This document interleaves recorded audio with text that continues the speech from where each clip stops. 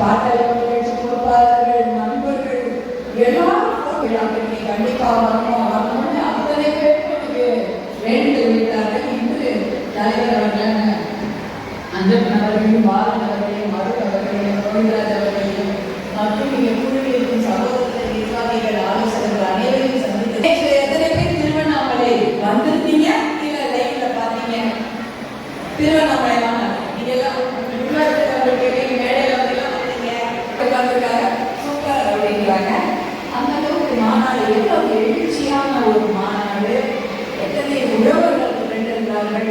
வட மாவட்டத்திற்கு மட்டுமல்ல, தென் மாவட்டத்தில் இருக்கும், சென்னையில் இருக்கும், அருகாமையில் அத்தனை மாவட்டங்களில் இருக்கும் இந்த தமிழ்நாடு உழவர் பேரை இயக்கம் மருத்துவர் ஐயா அவர்கள் தொடங்கியிருந்தான். அந்த மாநாட்டில் வந்து கலந்து கொண்டு ஒரு எழுச்சிமிக்க உரையை மருத்துவர் ஐயா அவர்களும் நம்முடைய பாட்டாளி கட்சி தலைவர் மருத்துவர் அன்புமணி அவர்களும் கொடுத்திருந்தாங்க.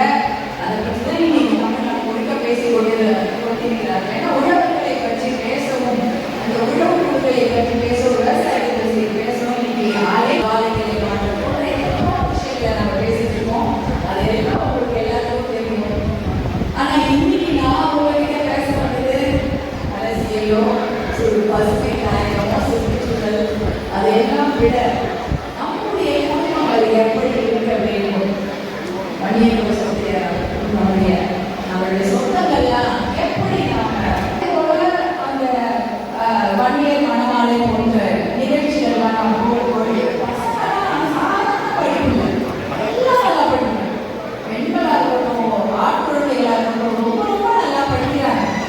ஆனா அதில் ஒரு நிகழ்ச்சி நம்ம நல்லா படிக்கிறோம். அனைவருக்கும் மருத்துவர்களாகிறோம், அனைவருமே இன்ஜினியராக இருக்கிறாங்க, பட்டம் படித்து மேல் படித்து எல்லாமே படிக்கிறாங்க.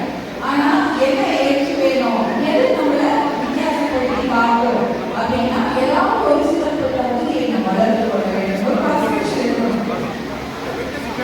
இப்ப பார்த்தீங்கன்னா ஒரு 3 விஷயங்கள் அதை பற்றி பேசலாம். முதல் விஷயம் நம்முடைய நடைமுறை பாவனை சொல்றோம் இல்லையா, உடை. அந்த உடை விஷயத்தை நம்ம கவனமாக இருக்க வேண்டும். அது ரொம்ப ரொம்ப முக்கியம். திருத்தமாக ஆடை பாருன்னு சொன்னாங்க. இப்போ ஒரு இன்டர்வியூக்கு போறோம்னா அதுக்கு ஏற்ற மாதிரி போகணும். ஒரு கோவிலுக்கு செல்வதென்னா அதற்கு ஏற்ற மாதிரி உடை அணிந்து கொண்டு செல்ல வேண்டும். வேற ஏதாவது ஒரு பொது நிகழ்ச்சிக்கு செல்கிறோம் என்றால் அதற்கு ஏற்றார் போகணும். ஆனால் தெளிவா இருக்கிறாங்க. யூடியூப், சினிமாவில் பார்க்குறாங்க, மற்றவர்களை பார்த்து